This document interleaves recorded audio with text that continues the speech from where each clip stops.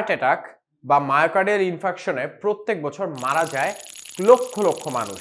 আজকে আমরা এই ভিডিওতে দেখব হার্ট অ্যাটাকটা অ্যাকচুয়ালি হয় কিভাবে। নর্মালি হার্টের যে আর্টারিটা আছে, যেটা হার্টের নিজের ব্লাড সাপ্লাই দেয়, অর্থাৎ করোনারি আর্টারি, সেটার অন্তরতলে চর্বি জমা শুরু করে।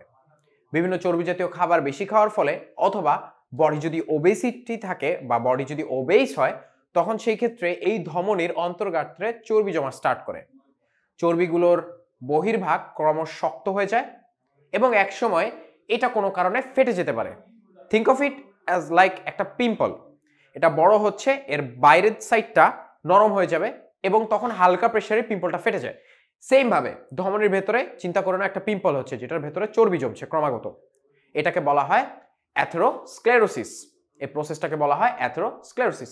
এরপরে এই যেই আমার প্লাকটা তৈরি হলো, যে চর্বির যে উঁচু ডোম শেপ জিনিসটা তৈরি হলো, এইটা ব্লাড ফ্লো এর কারণে কোনো কারণে ফেটে যেতে পারে, অর্থাৎ আর্টারির ভেতরে একটা ইনজুরি তৈরি হলো। সাথে সাথে আমার বডির অনুচক্রিকা তারা জানে না এই ইনজুরিটা অ্যাকচুয়ালি আমার কারেক্ট করা উচিত নাকি না, তারা এখানে এসে জমা হয়ে তারা এই জায়গার এই ব্লাড ভেসেলটার এই যে ইনজুরিটা তৈরি হলো এটাকে কারেক্ট করার জন্য তারা সেখানে রক্ত জমাট বাঁধাবে। ফলে এই যে ব্লাডটা যাচ্ছিল, যা হার্টের একটা সুস্থ টিস্যুকে সাপ্লাই দিচ্ছিল, সেই টিস্যুতে ব্লাড সার্কুলেশনটা টোটালি কাট অফ হয়ে গেল।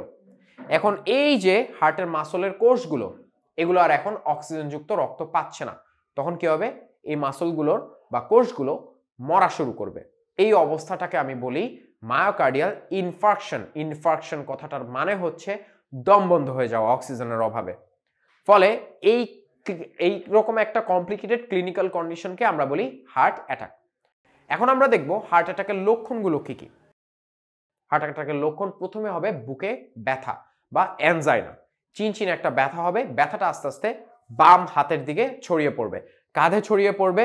দেন কি হবে? বুকে অস্বস্তি ফিল হবে, ঘাম হবে এবং রোগীর ঘুমের ব্যাঘাত হবে, তার নৌশিয়া বা বমি বমি ফিল হতে পারে, পাশাপাশি হবে তার শ্বাসকষ্ট হতে পারে।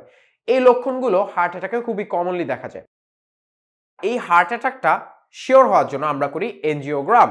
এনজিওগ্রাম বা এনজিওগ্রাফের সময় আমি সেই প্যাটার্নটা দেখে, এই যে উঁচা নিচে একটা প্যাটার্ন দেখি না আমরা, এটা দেখে আমরা বুঝতে পারি পেশেন্টের কি ধরনের হার্ট অ্যাটাক হয়েছে। যদি হার্ট অ্যাটাকের পরে আমরা ট্রিটমেন্টের কথা বলি, তাহলে আছে বিভিন্ন ধরনের রিং পরানো সিস্টেম, যেগুলাকে বলা হয় করোনারি স্টেন্টিং। করোনারি স্টেন্টিংটা হচ্ছে মোস্ট কমন একটা প্রযুক্তি, যেগুলো হচ্ছে করোনারি এনজিওপ্লাস্টির আন্ডারে। করোনারি এনজিওপ্লাস্টির আন্ডারে 4 ধরনের এনজিওপ্লাস্টি আছে: balloon angioplasty, laser angioplasty, coronary atherectomy এবং করোনারি স্টেন্টিং। এই স্টেন্টিংটা এখন হচ্ছে মোস্ট পপুলার এবং এটা করাতে হাইস্ট 30 মিনিট টাইম লাগে।